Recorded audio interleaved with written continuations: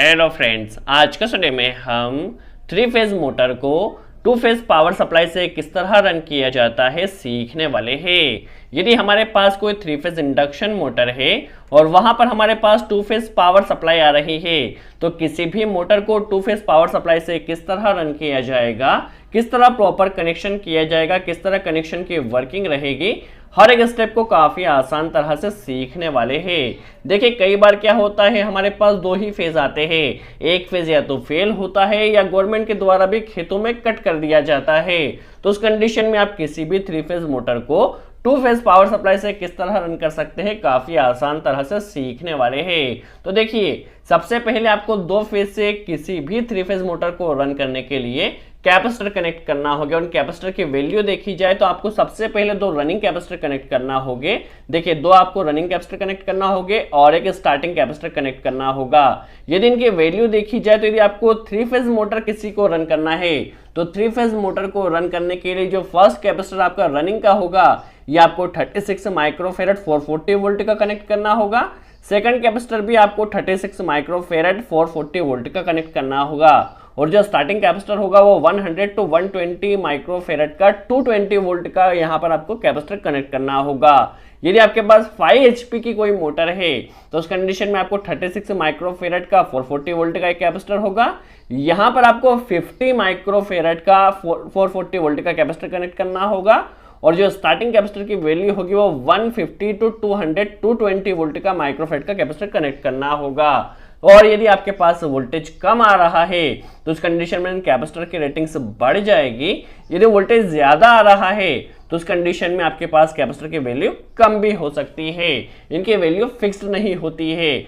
चलिए, और वहां पर आपको एक पुश बटन या फिर आपको एक स्विच कनेक्ट करना होगा, या आप यहाँ पे एक पुश बटन भी कनेक्ट कर सकते हैं। ये स्विच हमने जो कनेक्ट किया है ये स्टार्टिंग कैपेसिटर को डिस्कनेक्ट करने के लिए किया है, क्योंकि जो स्टार्टिंग कैपेसिटर होता है इसकी वर्किंग जब हमारी मोटर स्टार्ट होती है तभी होती है। तो जब हम स्टार्टर को स्टार्ट करते हैं तो साथ में हमें 3 to 5 सेकंड तक इस पुश बटन को या फिर आपने स्विच कनेक्ट किया है तो स्विच को प्रेस करना होता है।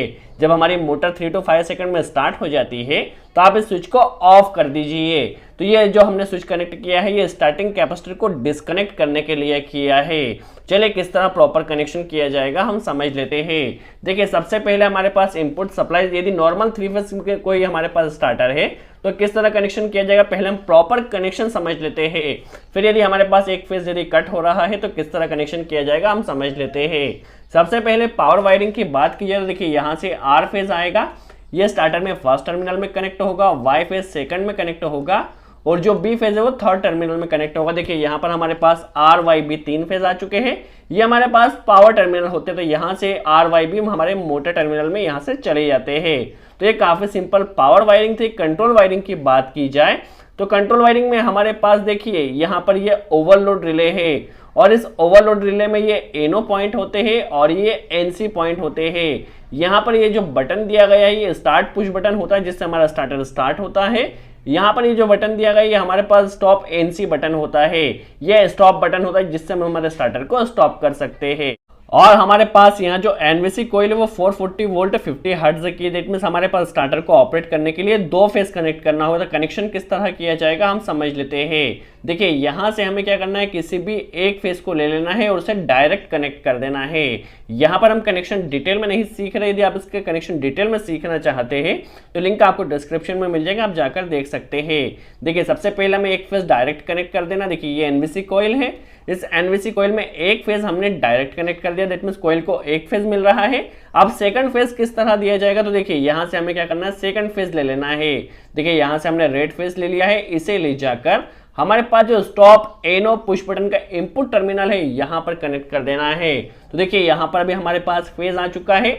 जैसे ही इस पुश बटन को प्रेस किया जाएगा तब ये फेज यहाँ से यहाँ पर पास होगा। देखिए, जब पुश बटन को प्रेस किया जाएगा तब ये फेज यहाँ से यहाँ पर आएगा। सपोज हमने पुश बटन को प्रेस किया तो देखिए फेज यहाँ पर आ चुका है। यहाँ से हमें एक कनेक्टर कनेक्ट करना है जो कि एनसी टर्मिनल में जाता है। देखिए, स्टॉप पुश बटन में आ चुका है। अब चूंकि ये एनसी है तो फेज यहाँ से यहाँ पर आएगा और यहाँ से ये जाएगा हमारी एनवीसी कॉइल में। अब वर्किंग किस तरह रहेगी, जब इस पुश बटन को प्रेस किया जाएगा तब यहाँ से फेज कॉइल में जाएगा और एक फेज डायरेक्ट आ रहा है, हमारा स्टार्टर स्टार्ट होगा। जब इस पुश बटन को प्रेस किया जाएगा तो ये एनसी एलिमेंट तो एनसी को यहाँ से कट कर देगा, हमारा स्टार्टर यहाँ से स्टॉप हो जाएगा। अभी हमने यहाँ पर होल्डिंग कनेक्ट नहीं की है, हमारा स्टार्टर स्टार्ट तो होगा बट जितने टाइम तक हमने पुश बटन को प्रेस किया है उतने ही टाइम तक स्टार्ट होगा। इसमें होल्डिंग किस तरह कनेक्ट की जाएगी, तो देखिए यहाँ से हमारे पास ये कंट्रोल टर्मिनल एनो होता है। देखिए यहाँ से एक वायर हमें यहाँ पर कनेक्ट कर देना है। देखिए यहाँ पर आप देख सकते हैं, चूंकि यह जो टर्मिनल होता है और ये हमारे पास एनो का इनपुट टर्मिनल होता है, ये आपस में एनो होते हैं। तो देखिए होल्डिंग किस तरह मिलेगी, देखिए जब यहाँ पर हमने क्या किया है, यहाँ पर एक कनेक्टर कनेक्ट कर दिया है। जब हम स्टार्टर को स्टार्ट करते हैं, देखिए जैसे स्टार्टर को स्टार्ट किया जाएगा तो ये आपस में क्या होते हैं, एनो होते हैं। तो इसका कॉन्टेक्ट यहाँ पर होगा, यहाँ पर होने के कारण क्या होगा, हमने कनेक्टर यहाँ कनेक्ट कर दिया है तो होल्डिंग उसे यहाँ से मिल जाएगी। तो इस तरह हमारा स्टार्टर परमानेंट होल्ड हो जाएगा। इसके बारे में अभी हम ज़्यादा डिस्कशन नहीं करें, हमारा simple control and power wiring हो चुकी है। अब सपोज हमारे पास एक फेज कट हो चुका है, देखिए येलो फेज या कोई भी एक फेज हमारा कट हो चुका है, तो उस कंडीशन में किस तरह कनेक्शन किया जाएगा हम समझ लेते हैं। सबसे पहले आपका जो भी फेज कट हुआ हो, चाहे आर फेज कट हुआ हो, वाई फेज हुआ हो या बी फेज हुआ है, आपको जो फेज कट हुआ है उसे सेंटर में ले लेना है। देखिए हमारा वाई फेज हुआ था, हमने इसे सेंटर में ले लिया है। देखिए वाई फेज यहाँ पर कट हो चुका है, सबसे पहले हमने उसे सेंटर में ले लेना है। अब किस तरह कनेक्शन किया जाएगा हम समझ लेते हैं। देखिए हमारे पास 3 कैपेसिटर है, सबसे पहले हमें तीनों कैपेसिटर को पैरेलल में कनेक्ट कर लेना। देखिए यहाँ पर एक वायर इसका हुआ है, हमें इस सेकंड कैपेसिटर का कोई भी एक वायर ले लेना है। देखिए इस वायर को हमने ले लिया है, यहाँ पर कनेक्ट कर दिया है। जो स्टार्टिंग कैपेसिटर उसे भी हमें पैरेलल में कनेक्ट कर देना। देखिए यहाँ से एक वायर लिया है और इसे हमने किसी भी एक वायर से कनेक्ट कर दिया है। दैट मीन्स तीनों कैपेसिटर का एक एक वायर हमने लिया है और उसे पैरेलल में कनेक्ट कर दिया है। अब जो हमारे पास जो दूसरे टर्मिनल बचे उसमें क्या करना है, देखिए यहाँ से इस कैपेसिटर का एक वायर लेना है और इसे जो रनिंग कैपेसिटर का जो दूसरा वायर बचा हुआ है उससे कनेक्ट कर देना। देखिए ये दोनों कैपेसिटर हमारे पैरेलल में हो चुके हैं। अब इसे भी हमें पैरेलल में करना है बट इस स्विच के जरिए से कटिंग भी करना है। तो देखिए ये दोनों का ये जो कॉमन पॉइंट है इसे हमें स्विच में दे देना है। देखिए स्विच में आप ऊपर भी दे सकते हैं, नीचे भी दे सकते हैं, कोई प्रॉब्लम नहीं है। इसे स्विच में दे देना है या पुश बटन दिया है तो पुश बटन में एनो टर्मिनल में इसे दे देना है। अब देखिए यहाँ पर जो पुश बटन का या स्विच का आउटपुट होगा उसे इसे यहाँ पर कनेक्ट करना है और इसे ले जाकर स्टार्टिंग कैपेसिटर में कनेक्ट कर देना है। तो आप देख सकते हैं हमारे पास तीनों कैपेसिटर पैरेलल में कनेक्ट हो चुके हैं, प्लस जो स्टार्टिंग कैपेसिटर उसे हमने स्विच के जरिए ऑन ऑफ करने के लिए फंक्शन भी दे दिया है। जब हम स्टार्टर को स्टार्ट करेंगे तो साथ में हमें इस पुश बटन को या इस स्विच को 3 to 5 सेकंड तक प्रेस करके रखना होगा, जिससे हमारी जो मोटर है वो स्टार्ट हो सके। तो आप देख सकते हैं हमारे पास स्टार्टर का कनेक्शन भी हो चुका है और कैपेसिटर का कनेक्शन भी हो चुका है। अब हमारे पास यहाँ पर देखिए तो हमारे पास सेकंड फेज था वो यहाँ पर कट हो चुका है। तो हमें सबसे पहले क्या करना है, सबसे पहले मल्टीमीटर के जरिए सीरीज बल्ब के जरिए आप चेक कर लीजिए कहाँ पर किस फेज में प्रॉपर फेज आ रहा है। सपोज इस ब्लू फेज में ज्यादा वोल्टेज आ रहा है या ज्यादा फेज आ रहा है तो हमें क्या करना है, कैपेसिटर का जो सिंपल वाला हमारे जो पैरेलल किया था, देखिए जो नॉर्मली हमने पैरेलल किया था उसे यहाँ पर ले जाकर इसमें कनेक्ट कर देना है। देखिए यहाँ पर हमने कनेक्ट कर दिया है। अब आप देख सकते हैं ये फेज हमारे कैपेसिटर में भी आ रहा है, तीनों फेज में सप्लाई यहाँ से मिल चुकी है।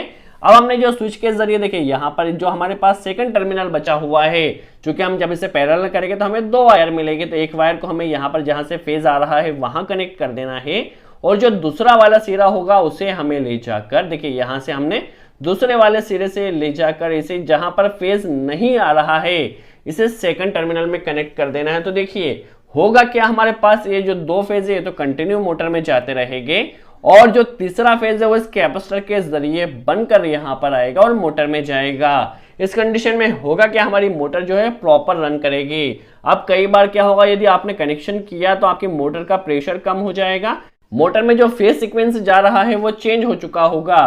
तो उस कंडीशन में आप यहाँ पर देखिए ये कोई भी एक फेज को इंटरचेंज यहाँ से भी कर सकते हैं और कर सकते हैं। तो देखिए यहाँ पर आप फेज सीक्वेंस चेंज कर दीजिए तो आपकी मोटर के जो उल्टी घूम रही है वो उल्टी भी नहीं घूमेगी और प्रेशर भी प्रॉपर आएगा। यदि आपका प्रेशर कम होता है तो उस कंडीशन में आपको फेज सीक्वेंस चेंज करना है। तो आप देख सकते हैं हमारे पास कनेक्शन हो चुका है रनिंग कैपेसिटर का भी और स्टार्टिंग कैपेसिटर के भी। इसमें कंडीशन में मोटर को पावर सप्लाई किस तरह मिलेगी, तो जो 2 फेज है वो डायरेक्ट मोटर को मिलेगा और जो 1 फेज है वो कैपेसिटर के जरिए बनकर मिलेगा। सो आई होप आपको क्लियर हुआ हो किस तरह किसी भी 3 फेज मोटर को 2 फेज पावर सप्लाई से रन किया जाता है। यदि वीडियो अच्छा लगा हो तो लाइक का बटन जरूर प्रेस करें, कोई डाउट हो तो कमेंट्स में जरूर पूछे। सो आज के लिए इतना ही।